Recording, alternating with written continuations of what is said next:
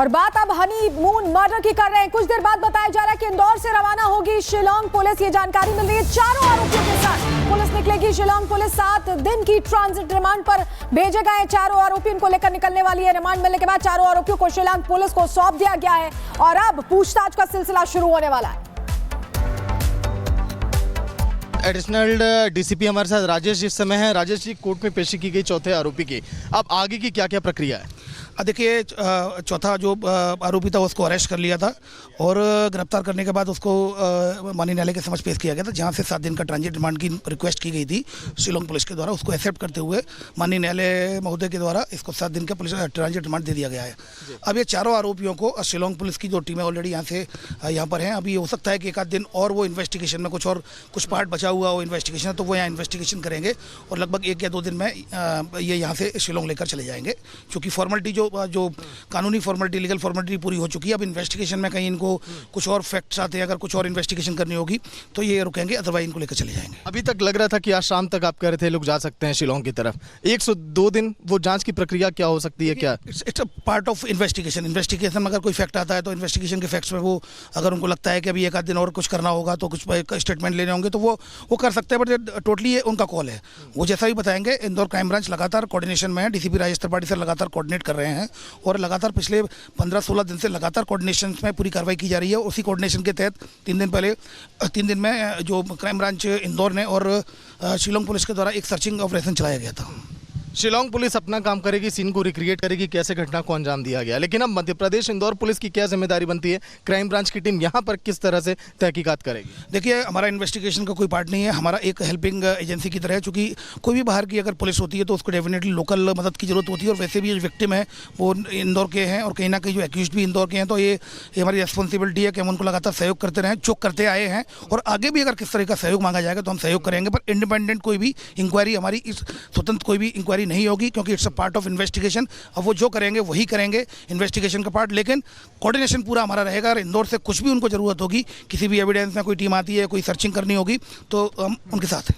जांच टीम के आप सबसे मेन किरदारों में से एक हैं। अभी तक जो भी जांच हुई है, चारों आरोपियों की बॉडी लैंग्वेज और जो शुरुआती पूछताछ है, क्या उसको देखकर आपको लगा? क्योंकि बार बार उनके परिवार वालों को कहना कि निर्दोष है, आरोपी भी इस तरह की बातें कह रहे हैं। देखिए, चूँकि एविडेंसेज क्या क्या आए हैं इस पर निर्भर करता है, और चूँकि मुझे लगता है काफ़ी स्ट्रॉन्ग एविडेंसेज हैं जो शिलांग पुलिस के पास, तभी उनके द्वारा इनको अरेस्टिंग की गई है।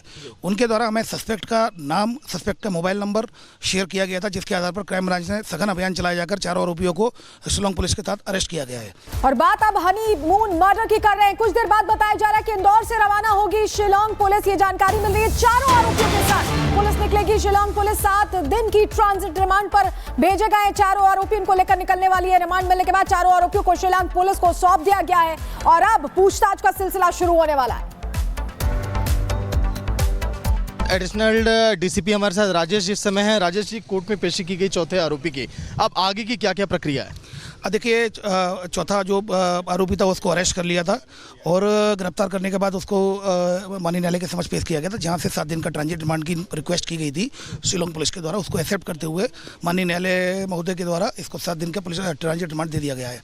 अब ये चारों आरोपियों को शिलांग पुलिस की जो टीमें ऑलरेडी यहाँ पर हैं, अभी हो सकता है कि 1 आध दिन और वो इन्वेस्टिगेशन में कुछ पार्ट बचा हुआ हो इन्वेस्टिगेशन, तो वो यहाँ इन्वेस्टिगेशन करेंगे और लगभग 1 या 2 दिन में ये यहाँ से शिलांग लेकर चले जाएंगे, क्योंकि फॉर्मेलिटी जो कानूनी फॉर्मेलिटी, लीगल फॉर्मेलिटी पूरी हो चुकी है। अब इन्वेस्टिगेशन में कहीं इनको कुछ और फैक्ट्स आते हैं, अगर कुछ और इन्वेस्टिगेशन करनी होगी तो ये रुकेंगे, अदरवाइज इनको लेकर चले जाएंगे। अभी तक लग रहा था कि आज शाम तक आप कह रहे थे लोग जा सकते हैं शिलांग की तरफ। 102 दिन वो जांच की प्रक्रिया क्या हो सकती है? क्या it's a part of investigation में अगर कोई फैक्ट आता है तो इन्वेस्टिगेशन के फैक्ट्स में वो अगर उनको लगता है कि अभी 1 आध दिन और कुछ करना होगा तो कुछ स्टेटमेंट लेने होंगे तो वो कर सकते हैं, बट टोटली ये उनका कॉल है।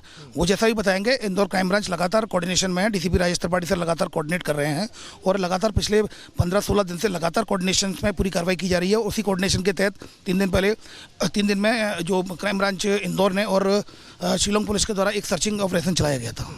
शिलोंग पुलिस अपना काम करेगी, सीन को रिक्रिएट करेगी कैसे घटना को अंजाम दिया गया, लेकिन अब मध्य प्रदेश इंदौर पुलिस की क्या जिम्मेदारी बनती है? क्राइम ब्रांच की टीम यहाँ पर किस तरह से तहकीकात करेगी? देखिए, हमारा इन्वेस्टिगेशन का कोई पार्ट नहीं है, हमारा एक हेल्पिंग एजेंसी की तरह है। चूँकि कोई भी बाहर की अगर पुलिस होती है तो उसको डेफिनेटली लोकल मदद की जरूरत होती है, और वैसे भी जो विक्टिम है वो इंदौर के हैं और कहीं ना कहीं जो एक्यूज्ड भी इंदौर के हैं, तो ये हमारी रिस्पॉन्सिबिलिटी है कि हम उनको लगातार सहयोग करते रहें, चुक करते आए हैं, और आगे भी अगर किस तरह का सहयोग मांगा जाएगा तो हम सहयोग करेंगे। पर इंडिपेंडेंट कोई भी इंक्वायरी हमारी इस स्वतंत्र कोई भी इंक्वायरी नहीं होगी, क्योंकि it's a part of investigation. अब वो जो करेंगे वही करेंगे, इन्वेस्टिगेशन का पार्ट, लेकिन कोऑर्डिनेशन पूरा हमारा रहेगा। और इंदौर से कुछ भी उनको जरूरत होगी, किसी भी एविडेंस में कोई टीम आती है, कोई सर्चिंग करनी होगी, तो हम उनके साथ हैं।